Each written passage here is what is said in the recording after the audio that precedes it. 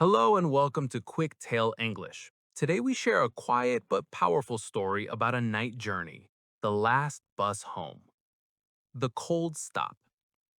It was a rainy Friday night in November. The city was quiet and the bright lights of the shops were starting to turn off. Claire, a 24-year-old nurse, was standing at the bus stop. She was exhausted after a 12-hour shift at the hospital. Her feet hurt and she only wanted to go home, have a hot tea, and sleep. The digital sign at the stop said, "Last bus, 11:45 p.m." Claire looked at her watch. It was 11:43 p.m. The street was empty except for a few yellow leaves dancing in the wind. Finally, the large headlights of the bus appeared through the rain. The bus was old and made a loud noise as it stopped. Claire climbed the steps, paid the driver, and sat near the back.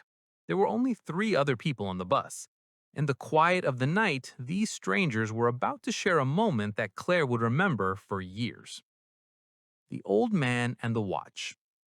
Sitting across from Claire was an elderly man wearing a very clean gray suit.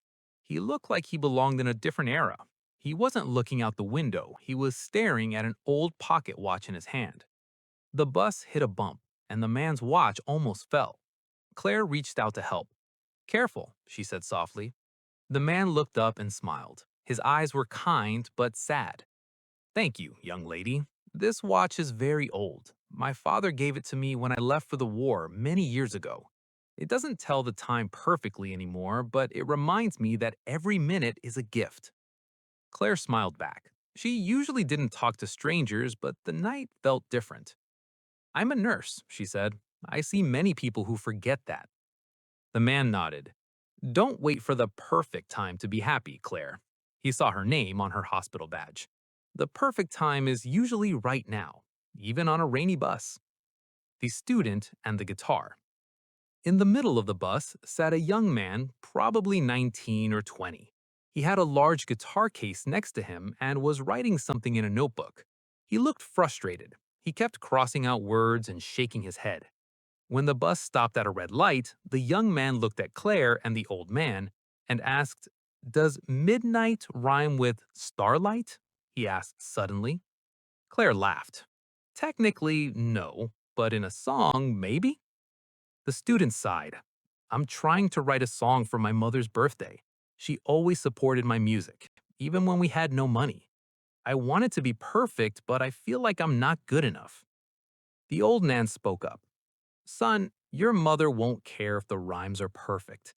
She will care that you were thinking of her while the rest of the world was sleeping. Music is about the heart, not the dictionary." The student stopped writing. He looked at his notebook, then at the old man, and finally at Claire. He smiled, closed his notebook, and said, "You're right. Thank you." He looked much more relaxed for the rest of the trip. The woman in the red scarf. The third stranger was a woman sitting right behind the driver. She wore a bright red scarf that stood out in the dark bus. She had been silent, but when the student mentioned his mother, she turned around. "I lost my bus ticket," she said with a small laugh. "I was crying at the stop because I thought I couldn't get home, but the driver told me to get on anyway. He said, 'Everyone needs a little help on a Friday night.'" She looked at the driver, who was focused on the road.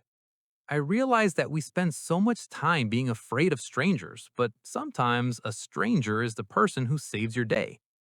Claire thought about her patients at the hospital. She was often a stranger to them, but she held their hands and helped them through their hardest moments. She realized that these small connections were the most important part of being human. The final stop. One by one, the strangers got off the bus. The student with the guitar left first, waving a friendly goodbye. Then the woman with the red scarf got off, thanking the driver again. Finally, it was the old man's turn. As he walked to the door, he turned to Claire. "Keep saving lives, Claire, but remember to live your own too." Then he was gone into the night. When the bus reached Claire's stop, she was the only one left. She stepped off the bus and into the light rain. She felt different. She wasn't as tired as before. She realized that she didn't know the names of the student or the woman, and she would never see the old man again. They were just ships passing in the night. However, their words stayed with her. She learned that everyone has a story, everyone has a struggle, and the simple conversation on a late night bus can be more powerful than a long speech. Years later, when Claire became a senior doctor, she still thought about that night. Whenever she felt stressed or unhappy, she remembered the old man's watch and the student's song. She remembered that even in the dark, rainy moments of life, there is light to be found in the people around us. Thank you for joining QuickTale English. Subscribe for more stories about life's small but beautiful moments, and continue practicing your B1 English. See you next time.